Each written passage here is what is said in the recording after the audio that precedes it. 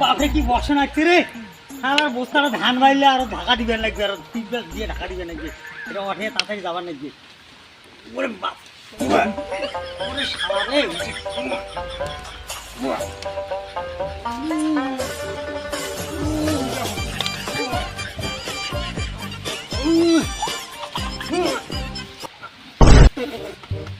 বাইকরক মানুষ করি লাগবে রে, এই বাইকন শক্তি করে বস্তাটা অটে বার বাইরের বাইকনটা আসবে, এবার দেখবো বাতাসা দিন। বাপরে এত ওজন দেশ আর কি করা যায়।